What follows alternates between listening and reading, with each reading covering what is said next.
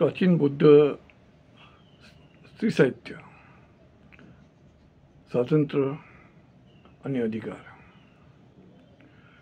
आणि ब्राह्मी धर्माने स्त्रीला मानसिक आणि शारीरिक गुलामीच्या दास्तात टाकले यावर आपण चर्चा करूया. प्राचीन बौद्ध स्त्री साहित्य संदर्भ जो आहे हा बुद्ध साहित्याशी निगडीत आहे.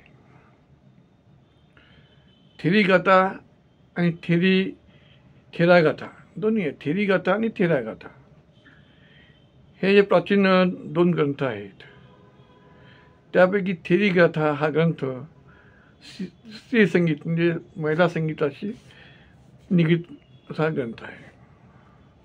याशिवाय यशोधरा एक काव्य आहे, भिक्षुणीच्या कविता हे साहित्य बुद्ध काळात आपल्याला दिसून येते.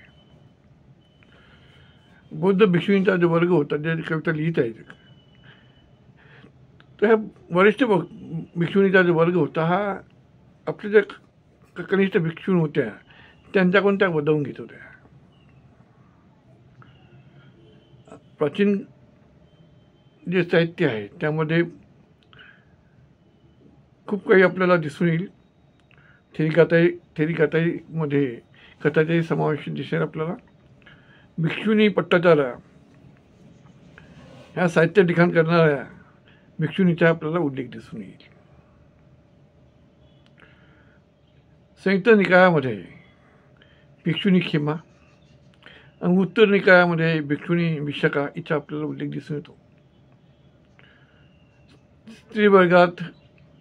स्त्री वर्ग आहे याला भिक्षुणी म्हणजे संन्यासी होण्यास पहिला अधिकार हा भदंत आनंद यांच्यामार्फत बुद्धाने तो दिलेला आहे.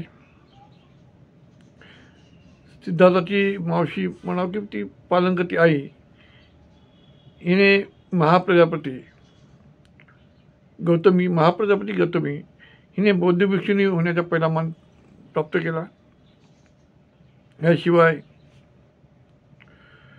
मिसा, किस्सा, उब्बिरी, विजया, किस्सा गौतमी, पत्रधी गौतमी, भ्रमण करण्याचंदा यांच्या कवितेचा संदर्भही आपल्याला बुद्ध साहित्यात दिसून येईल. बुद्ध साहित्यात स्त्रीवर्गाला सन्मानित स्थान दिलेले दिसून येतं आपल्याला.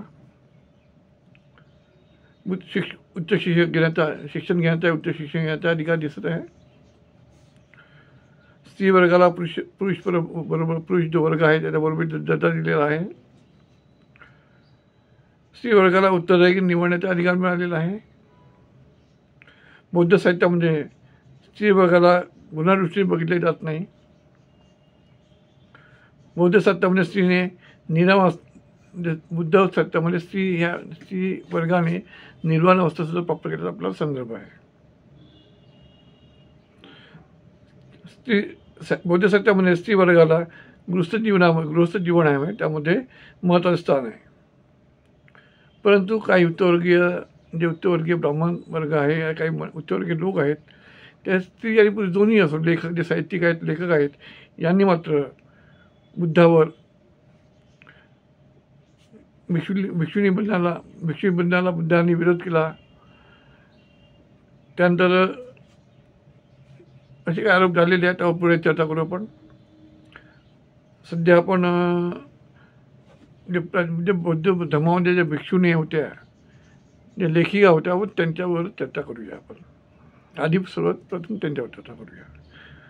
बौद्ध भिक्षुणी संघात सर्वात अग्रणी या वरिष्ठ भिक्षुणी म्हणजे महाप्रजापती गौतमी, ज्ञानामध्ये अग्रणी असणारी खेमा, विनय जे बुद्धाचं जे पिटक आहे त्याच्यामध्ये विनय पिटकमध्ये ज्ञानसंबंध पट्टाधारा, धम्मविश्लेषक धम्माचा विषय करणारी धम्मदिना, धम्म म्हणजे खूप ऐकण्यात तल्लीन असणारी सुंदरीनंदा, धम्मा ऊर्जावान सोना, धम्म दिव्या दृष्टी अग्रणी सकुला, तीव्र अंतर्दृष्टी अग्रणी बद्दा कुंडलकेशा, मनशक्तीमध्ये धारिका बद्दा कचना, भारी वस्त्र धारिका ज्यांनी भारी वस्त्र धारण करणारी इजिली ही किस्सा करतो मी.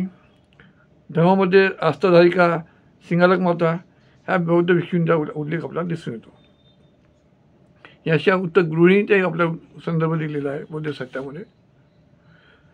तर शरणांचे जाणाऱ्यामध्ये सर्वात आधी जे जाणारी ते कोणी असेल अग्रणी तर सोनिया श्वेता. जे दान करणारी जास्तीत जास्त जे आहे दान करणारी ही विशाखा. धम्म शिकण्यात अग्रणी कुजुतारा. मेहता निवास प्रबंधक अग्रणी सामावती. अवशोषण अग्रणी उत्तरांधा माता. उत्तम हस्तदाता अग्रणी सुपस्ता कोल्यमुदिता. रोगी सेवा करणारी सुप्रिया. अनुभव आत्मविश्वास अग्रणी कातियानी. विश्वसनीयता अग्रणी नकुलमाता. मौखिक संतरण विश्वास अग्रणी कुराधारा काली. या स्त्री वर्गाचा आपल्याला उल्लेख आपल्याला बौद्ध साहित्यामध्ये दिसून होतो. याशिवाय वैशालीची नगरवधू आम्रपाली हिचा उल्लेख आपल्याला करता येईल भिक्षुणीमध्ये. आणखी ती पुढे अर्हत अवस्थेला पोहोचलेली आहे. हे संदर्भ आहे वैशालीचा संदर्भ आहे. वैशाली नगरवधू ही पुढे भिक्षुणी म्हणते आणि मग ती आपली अर्हत अवस्थेला प्राप्त होते. हा एक संदर्भ आहे बौद्ध साहित्यामध्ये. बौद्ध साहित्य बौद्ध भिक्षू संघात जे बौद्ध भिक्षू संघामध्ये जो आध्यात्मिक दृष्टीने सर्वस्व सणामध्ये बौद्ध भिक्षू संघ आहे त्यामध्ये आध्यात्मिक दृष्टिकोन सर्वात श्रेष्ठ जर कोणी असेल त्यांना भदंत महाकश्यप यांना म्हटलं जातं.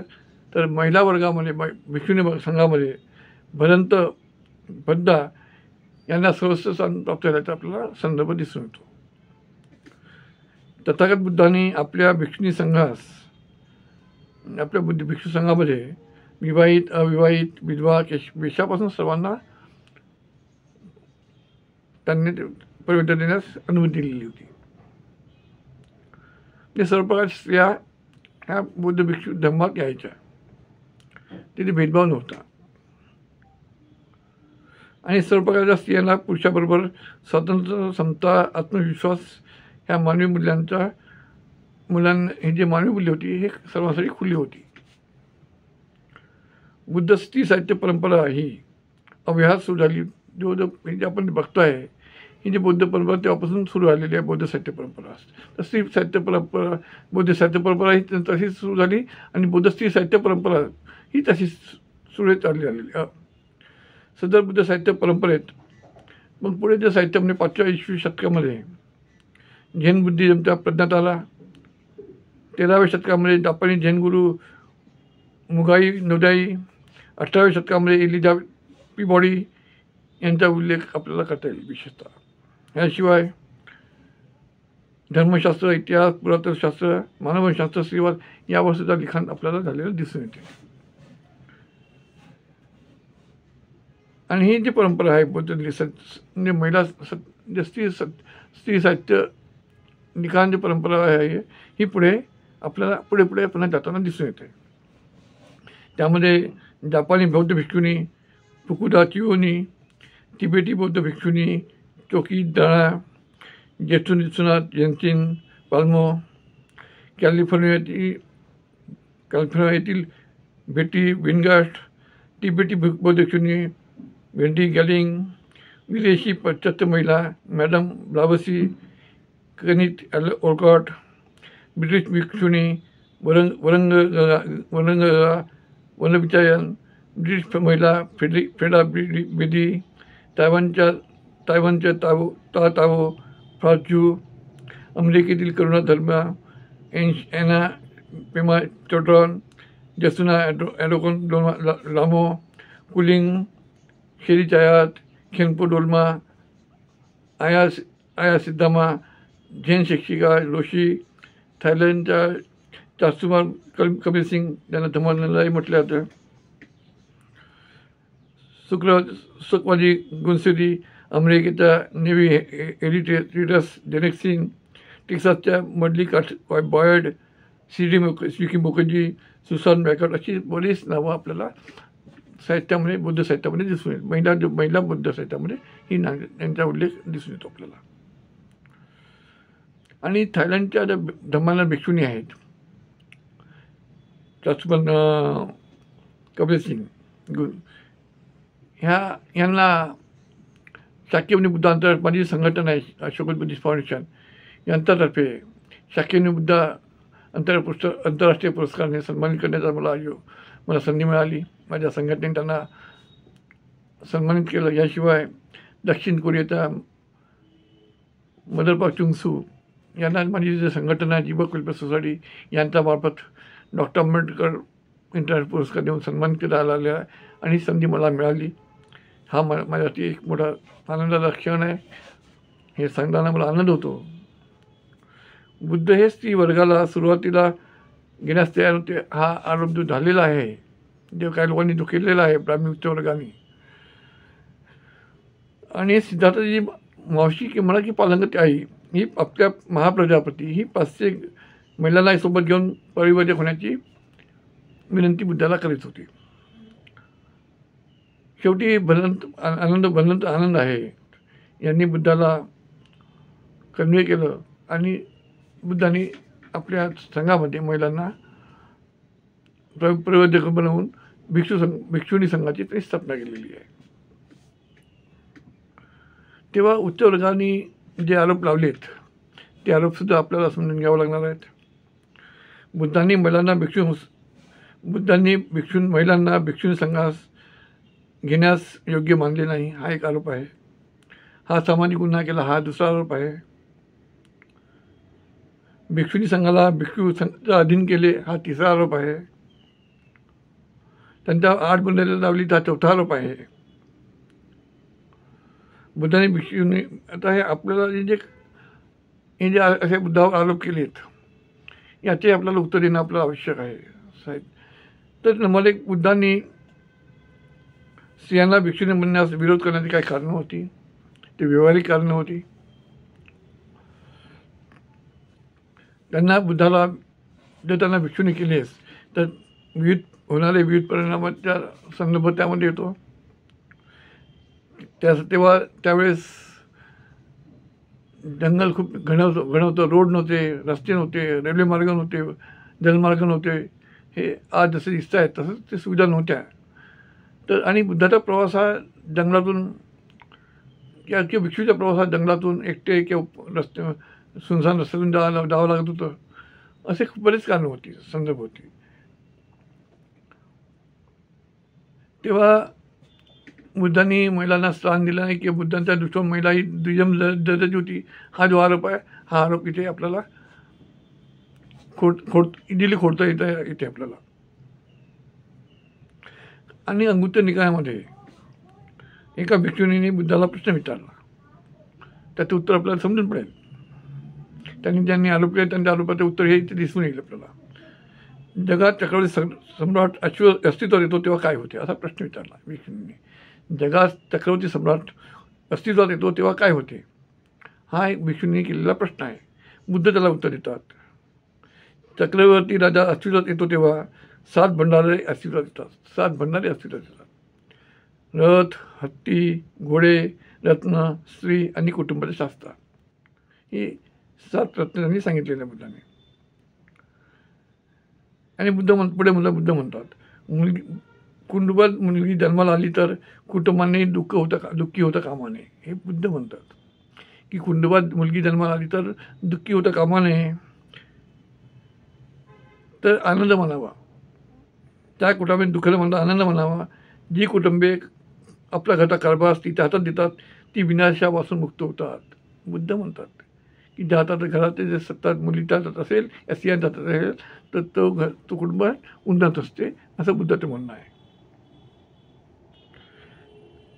स्त्री हे 7 भंडारापैकी एक. भगवान बुद्धांनी भंडारापैकी जे सांगितलं, राजा म्हटलेला चक्रवर्ती राजा ते 7 भंडार सांगितले त्यामध्ये मौल्यवान भंडार स्त्रीला मानलेला आहे. स्त्रिया आपला धम्म आणि धम्मशिक्षा हे पण इथे महत्त्व आहे. स्त्रिया या आपला धम्म आणि धम्मशिक्षा जाणून घेण्यास व त्याप्रमाणे वागण्यास ह्या सर्वस्वी समर्थ आहेत. बुद्ध म्हणत आहेत की स्त्रिया ह्या आपला धम्म आणि आपला धम्मशिक्षा जाणून घेण्यास व त्याप्रमाणे वागण्यास ह्या सर्वस्वी समर्थ आहेत. स्त्री बुद्धिमत्ता नीतिमत्ता ह्या बाबतीत पुरुषाप्रती कमी दर्जाचे आहे असे बुद्धाला कधी वाटले नाही. स्त्री ही बुद्धिमत्ता आणि नीतिमत्ता ह्या बाबतीत पुरुषापेक्षा कमी दर्जाचे आहे असे बुद्धाला कधीही वाटले नाही. स्त्री ही चंचल आहे. स्त्रियाला संघात प्रवेश दिला तर संघाची समाजात पद कमी होईल अशी बुद्धाची भावना नव्हती. स्त्री ही चंचल आहे आणि स्त्रियांना संघात प्रवेश दिला तर संघाची समाज कमी होईल असे बुद्धाला कधीही वाटले नाही. असे जर वाटले असेल आणि बुद्धांनी धम्मामध्ये स्त्रियांना प्रवेश दिला नसता. बुद्धासमोर दोन प्रश्न होते, म्हणजे व्यावहारिक बी आहेत ते. एक, स्त्रियांना जर संघात प्रवेश दिला तर एक भिक्षू संघ असावा की अलग वेगळा भिक्षू संघ हा एक बुद्धासमोर प्रश्न होता. जर महिलांना प्रवेश दिला एक संघ असावा की महिलांसाठी वेगळा भिक्षू संघ असावा हा एक पहिला प्रश्न होता. आणि दुसरा म्हणजे परिवर्तन घेतल्यावर भिक्षूंना परिवर्तन घेतल्यानंतर भिक्षूंना ब्रह्मचर्य शपथबद्ध होणे आवश्यक, ब्रह्मचर्याचे पालन करणे खूप आवश्यक होतं.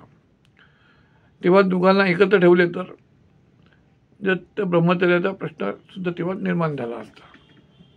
ही व्यवस्था त्यावेळेस करणे शक्य नव्हती. तर हे म्हणजे एकाच वेळेस मग त्या राहणार कुठे, भिक्षून यायला राहणार कुठे भिक्षू, तर ते बाकी जे व्यवस्था होती, व्यावहारिक जे कारणं होती व्यावहारिक कारणं होती. ते बुद्ध भगवंताच्या आयुष्यात वैषयिक आणि दुसरी काय आहे की वैषयिक आयुष्यात वैयक्तिक भावना संदर्भाची एक कारण वैषयिक भावना आहे. वैषयिक भावनेचा संदर्भ इथे दिलेला आहे. वासना ही स्त्रीला पुरुषाची दासीम होते. वासना ही स्त्रीला पुरुषाची दासीम होते तर पुरुष हा सुद्धा स्त्रीचा गुलाम होतो. दोघांनाही म्हटलेलं आहे. वासनेमुळे स्त्री दासी बनते तर पुरुष हा गुलाम होतो. म्हणजे दोघांनाही त्यांनी या ठिकाणी हे संदर्भ घेतलेला आहे, व्यावहारिक कारण घेतलेले आहे. म्हणून बुद्धांनी दोन वेगवेगळे संघ निर्माण केले. भिक्षू हा भिक्षुणीच्या त्यावेळेस फक्त भिक्खू होते, पुरुष होते. त्याच्यामुळे गुरु कोण होणार, भिक्खू पुरुष गुरु राहत होता. आणि बुद्ध धर्मामध्ये जे वरिष्ठ आहेत त्यांना सन्मानणार तर त्याच्यामुळे त्यांच्या आधी जेव्हा सिनियर असतो त्यांच्या अधीन काम करायचे असते. तर हा जे इथे भिक्षुणी संघ वेगळा जरी असला तरी त्यांचे जे गुरु होते हे पुरुष होते, हे भिक्खू होते. त्यामुळे जो आरोप होतो भिक्षू संघावर की त्यांनी त्या महिला भिक्षुणी संघाला त्या भिक्षू संघासोबत अधीन ठेवलं. कारण एकतर युनायटेड ठेवणं आवश्यक होतं, संयुक्त ठेवणं आवश्यक होतं. कारण भिक्षू संघ हा मध्ये दुपरी होता कामा नये, अशी बरेच कारणं होती. म्हणजे 8 नियम जे सांगितले आहेत, ह्या महिलांना 8 नियम जे सांगितले, भिक्षूंनी जे 8 नियम सांगितले तसेच नियम पुरुषांना सुद्धा लागू आहेत. त्याच्यामुळे जे आरोप केले बुद्धावर की 8 नियम लावले भिक्षूंना अधीन केला, याला काही अर्थ नाही आहे. हे आता आम्हाला समजून घ्यायला लागलं आहे. आता ज्यांनी आमच्या भगवान बुद्धावर जे आरोप केले, त्या लोकांनी आरोप केले, त्यांना याचे उत्तर देणं गरजेचं आहे. ज्या उत्तरदाती स्त्री पुरुषांनी बुद्धावर आरोप केले की बुद्ध स्त्री विरोधात होते, त्यांनी त्या विद्वानांनी याचं उत्तर द्यायला पाहिजे. काही लोकांनी काही महिला वर्गाने स्त्री वर्गांना वेदामध्ये खूप सन्मान होता असा उल्लेख केलेला आहे त्यांच्या लिखाणामध्ये.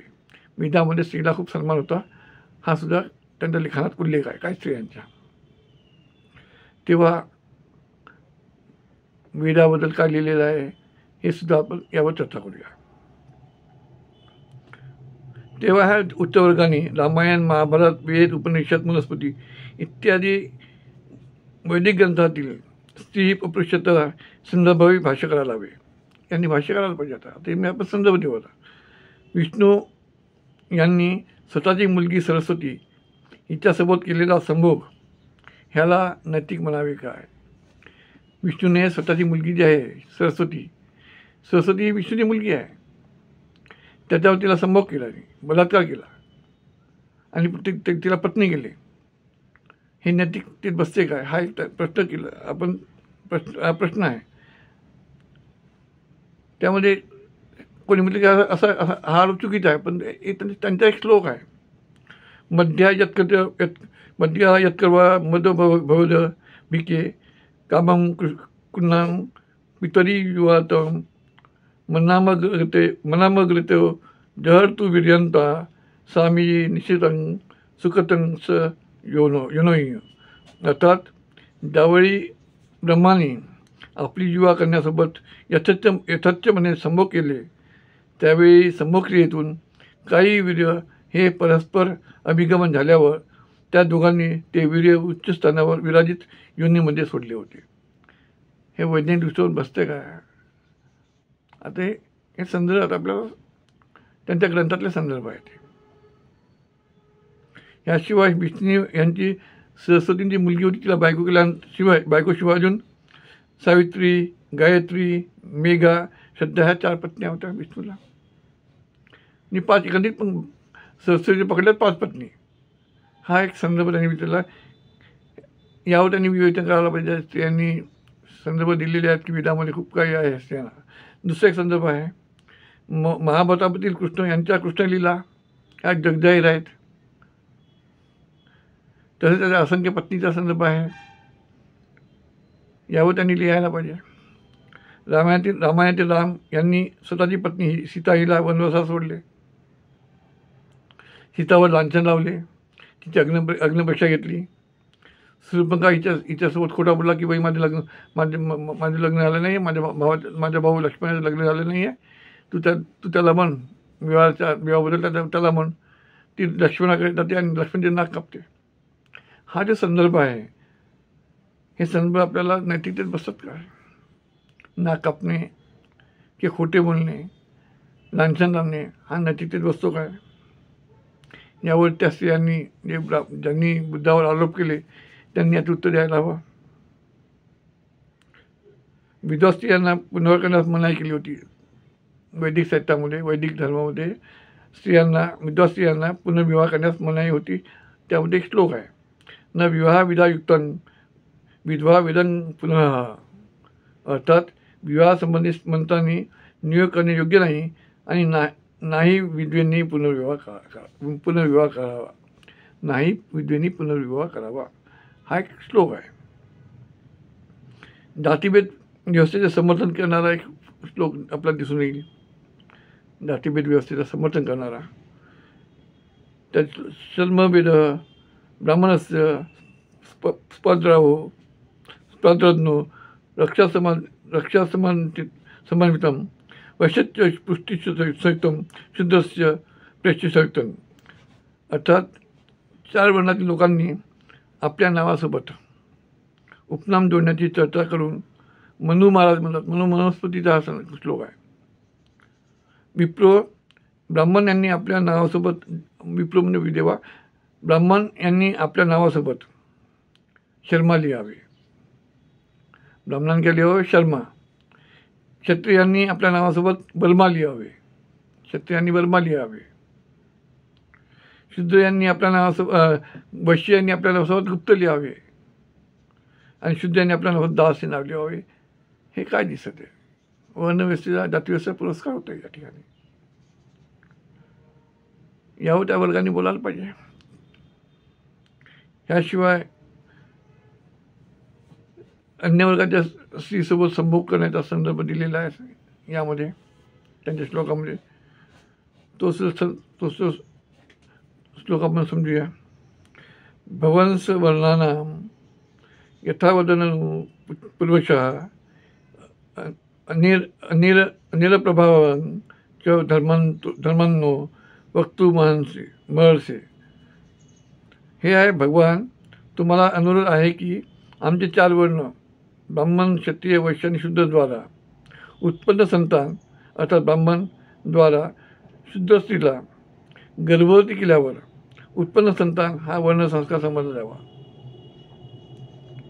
कारण जे ब्राह्मण हा शुद्ध स्त्रीसोबत संभोग करू शकतो असं, आणि तिला जो मुलगा होईल तो वर्णसंस्कार समजला जावा. कारण त्याची जाती ही 2 भिन्न वर्णाचे रक्त आहे. कारण त्यांची जाती 2 भिन्न वर्णाचे रक्त आहे. ह्यावर आपण प्रकाश टाकावा. म्हणजे जाती व्यवस्थेचं समर्थन या ठिकाणी केलेलं दिसून येते. असे बरेच काही श्लोक आहेत, त्यावर आपण पुन्हा कधी चर्चा करूया. तसेच 17व्या शतकातील आदी हिंदी कवी तुलसीदास यांनी त्यांचे जे रामचरितमानस आहे या ग्रंथात लिहितात. तुलसीदाससुद्धा 17व्या शतकामध्ये त्यांचा जो ग्रंथ आहे रामचरितमानस यामध्ये लिहितात, ढोल गवा शुद्ध पशु नारी सब ताडन के है अधिकारी. हे तुलसीदास बोलतात. बुद्धांनी आपल्या बुद्ध धर्मामध्ये स्त्री वर्ग अपृष्ठ वर्ग यांच्या संदर्भात असा अश्लील अनैतिक शब्दप्रयोग कधी केलेला दिसत नाही. हे समजून घ्यावं. त्याला स्वतंत्र दिलेला अधिकार दिलेला आहे. या ठिकाणी जे वैदिक धर्मात दिसून येत आहे की जो काही मनुमध्ये जे लिहिलेलं आहे हे समजा आपल्याला समजून घ्यावं लागणार आहे. रामायण महाभारत वेद, आता दुसरी गोष्ट रामायण महाभारत वेद उपनिषद मनुस्मृती ह्या ग्रंथा कालखंडात सुद्धा आपल्याला समजून घ्यावं लागणार आहे. सिंधू घाटी सभ्यता कालखंड ईसापूर्व 3300 ते 1900 आहे. आणि सिंधू घाटी सभ्यतेमध्ये लिपी सापडली, ती अजून वाचल्या गेली नाही, समजल्या गेली नाही. त्यानंतर इसवी 7व्या शतकामध्ये बुद्ध कालखंड आहे. त्यामध्ये ब्राह्मी लिपी अस्तित्व होती आणि ती लिपी ही समजल्या गेली, वाचल्या गेली. आणि भाषा ही पाली प्राकृत होती. पुढे पाली प्राकृत भाषेवर संस्कार झाले आणि हिब्रू संस्कृत भाषेचा जन्म झाला. परंतु लिपी मात्र ब्राह्मी लिपी होती. आजची जी संस्कृत आहे ही क्लासिकल संस्कृत आहे आणि लिपी ही देवनागरी आहे. आणि सम्राट अशोका शिलालेख हा बुद्धाचा इतिहास बयान करतो आहे. आणि सम्राट अशोक शिलालेखामध्ये वर्णव्यवस्थेचा उल्लेख दिसत नाही. कौटिल्य या चाणक्याचा उल्लेख दिसून येत नाही. म्हणजे चाणक्य कौटिल्य हे काल्पनिक पात्र आहे आपल्याला सिद्ध म्हणता येईल आपल्याला. याशिवाय मेगास्थनीस हा सम्राट अशोका दरबार होता. त्यांनी इंडिका नावाचा ग्रंथ लिहिलेला. त्यानंतर 1व्या शतकामध्ये एरियन आला, त्यांनीसुद्धा इंडिका हा ग्रंथ लिहिला. त्यांच्या दोन्ही ग्रंथामध्ये वर्णव्यवस्था आणि ब्राह्मण व्यवस्थेचा उल्लेख नाही आहे. आणि बमन हा शब्द विद्वान या अर्थाने, विद्वान शमन या अर्थाने तो वापरण्यात प्रयोगात होता. आणि अल्बरुनी हा 8व्या शतकात आला. त्यांच्याच पुस्तकामध्ये याचा उल्लेख दिसून येत नाही. रामायण महाभारताचा वेदाचा उल्लेख दिसून येत नाही. म्हणजे याचा अर्थ आणि हे जे संदर्भ आहेत त्यावेळेस वंश होते. मौर्य वंश, शाक्य वंश, कोलीय वंश, हरियक वंश असे वंश होते. आणि सत्तेचा संघर्ष होता. युद्ध हे सत्तेसाठी लढले जाते, हा इतिहास आहे. त्यानंतर ब्राह्मी भाषेवर पाली भाषेवर संस्कार आले. हिब्रू भाषे संस्कृत आला. हिब्रू भाषेनंतर अपरवंश साहित्याचा जन्म झाला. अपरवंश साहित्यानंतर आदी हिंदीचा जन्म होतो. अपरवंश भाषा आहे 8व्या शतकात येते. आदी हिंदी ही 12व्या शतकात येते. आणि पाली भाषेची अंतिम अपभ्रंश असं म्हणजे आदी हिंदी हे सुद्धा आम्हाला समजून घ्यावं लागणार आहे. त्यानंतर 8व्या शतकामध्ये आधुनिक हिंदीचा उगम होतो. बुद्धकालीन ब्राह्मी लिपी नंतर उगम आधारे जे भारतीय क्षेत्र उगम आधारे लिपी 2 भागात आपल्या विभागना करता येईल. उत्तरी धारा म्हणजे गुप्तलिपी, कुटीलिपी, शारदा लिपी, गुरुमुखी लिपी, देवनागरी लिपी. आणि दक्षिण धारेमध्ये तेलुगू लिपी, कन्नड लिपी, तामिळ लिपी, मल्याळम लिपी, कलिंग लिपी, ग्रंथलिपी, मध्यवेशी लिपी, पश्चिम लिपी याचा संदर्भ आहे. ह्याशिवाय खरोष्टी लिपी, चित्रलिपी, शहामुखी लिपी या लिपीसुद्धा आपल्याला संदर्भ देता येईल. शंकरलिपीसुद्धा आहे. इसवी 11व्या शतकामध्ये देवनागरी लिपीचे प्रारूप आपल्याला दिसून येते. त्यानंतर 1796मध्ये ती विवाद आलेली आपल्याला दिसून येते. पण 1645मध्ये उर्दू भाषेचा लिपीचा उगम होतो. मराठी भाषेमध्ये संदर्भ समजताना 750 सालचा शिलालेख, पहिला शिलालेख पुणे जवळील धमडेरे येथे सापडला, तळेगाव धमडेरे. दुसरा शिलालेख हा इसवी 1112 सालच्या रायगड जिल्ह्यातील अक्षय येथे सापडला. तिसरा शिलालेख 1118 सालच्या सोलापूर जिल्ह्यातील हातसंग कुंडली येथे सापडला. चौथा शिलालेख 2029 सालचा कर्नाटक राज्यातील श्रवणबेळगोळ गोळी सापडला. म्हणजे एकंदरीत मराठी भाषेला 1800 वर्षाचा कालखंड दिसत आहे आपल्याला. आणि अभिजात दर्जा मिळण्यासाठी 2000 वर्ष पूर्ण होणे आवश्यक होते. तेव्हा सातवाहन राजा होता बौद्ध राजा, त्याचा नाणेगाठ शिलेला संदर्भात द्यावा लागलेला होता. मराठीचे आद्य कवी नामदेव महाराज, संत चोखामेळा, संत दनाबाई. आता दनाबाई हा ज्ञानेश्वर महाराज यांचा जन्म 1958चा आहे. ज्ञानेश्वर महाराज 1975चा आहे. म्हणजे हे मोठे असताना सुद्धा यांना आद्यकवी म्हटलं गेलं नाही आहे. त्याशिवाय संत चोखामेळा पर्वातील संत निर्मळाबाई, संत सोराबाई यांनाही मात्र या मराठी साहित्य, ब्राह्मणी मराठी साहित्याने त्यांना अद्याकवी म्हटले नाही आहे. हे समजून घ्यावं लागणार आहे. त्यांचा अन्याय केलेला आहे आणि त्यांनी ज्ञानेश्वर महाराज, मुकुंदराज महाराज यांचा उदो केलेला आहे. ज्ञानेश्वर महाराजांनी लिहिल्याकडून वेद वळवले, भिंत चालवली असा तो चमत्कार वर्णन त्यांच्या साहित्यात दिसते आहे. त्या विद्यायुगाला शक्य आहे का हा प्रश्न आहे. तथागत बुद्धाच्या महापरिनिर्वाण निर्वाणानंतर बुद्ध धर्मात हिनयान संप्रदाय आणि महायान संप्रदाय असे 2 संप्रदाय पडले, तर 2 भाग पडले. वज्रयान संप्रदायातून महायान संप्रदायातून वज्रयान संप्रदाय जन्म होतो. वज्रयान संप्रदायापासून मग तंत्रयान संप्रदायाचा जन्म होतो. आणि वज्रयान तंत्रयान यांनी मात्र मग पुढे शैवपंथ, वैष्णवपंथ आणि शाक्तपंथ यांना जन्माला घातला. आधी शंकर आहे, यांचा जन्म 850 ते इसवी. याला प्रचंड बौद्ध म्हटलं जाते. पुढे त्या शंकराने स्वतःला आदिशंकर बनवून 4 पिढ्या निर्माण केलं आणि जे बुद्ध मंदिर होते मायांचे यावर आपला ताबा मिळवला, त्यावर अधिपत्य केलं. ते जे 4 पीठ निर्माण केले ते आहे उत्तरमध्ये ज्योतिर्पीठ बद्रीनाथ उत्तराखंडमध्ये आहे, ते त्यांनी अथर्ववेदाचं निर्माण दाखवलेलं आहे. दक्षिणमध्ये शृंगेरीपीठ रामेश्वरमध्ये त्यांनी यजुर्वेदाचं निर्माण दाखवलेलं आहे. पूर्वमध्ये गोवर्धनपीठ ओरिसामध्ये त्यांनी ऋग्वेदाचं निर्माण दाखवलेलं आहे.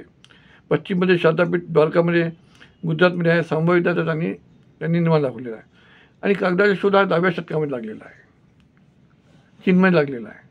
आणि हे जे सर्व लिखाण आहे रामायण महाभारतपासून जे लिखाण आहे हे कागदावर आहे.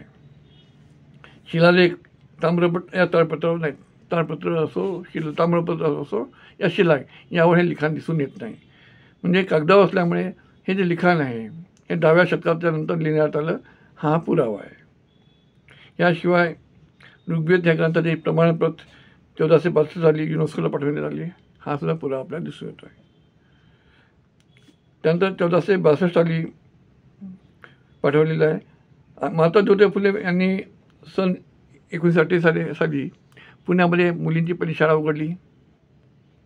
म्हणजे शिक्षणाची मुहूर्तवेध फुलेंनी सुरू केली. सावित्रीबाई फुले यांना शिकवलं आणि त्यांनी त्रास भोगला त्याच्यावर पुन्हा कधी चर्चा करूया. पण भारतातली पहिली महिला शिक्षिका ही सावित्रीबाई फुले आहे. त्यांच्या योगदानाबद्दल खूप काही लिहिता येईल. त्यानंतर पुढे डॉक्टर बाबासाहेब आंबेडकर यांनी 25 नोव्हेंबर 1949ला संविधान सभेत भारतीय संविधान मंजूर केलं आणि 26 जानेवारी 1950ला भारतीय संविधान लागू झालं. प्रजासत्ताक राष्ट्राची निर्मिती झाली. संस्कृत संविधान आणि काय आहे की संस्कृत संविधान ज्याला मनुस्मृती म्हणतो त्या संस्कृती संविधान आहे. आणि 26 जानेवारी 1950ला संस्कृत संविधान म्हणजे मनुस्मृती याला मुठोपाती देऊन संस्कृती संविधान म्हणजे आपले भारताचे संविधान की यांचे बीजरोपण झालेलं आहे. समस्त भारतीय लोकांना समानता, स्वातंत्र्य, न्यायाचा सूर्याचा उदय झाला. स्त्रियांच्या अधिकाराचा मोठा प्रश्न जो होता तो हिंदू कोड बिल होतं. बाबासाहेबांनी 4 वर्ष 4 महिने 24 दिवस मेहनत करून हिंदू कोड बिल लिहिलं.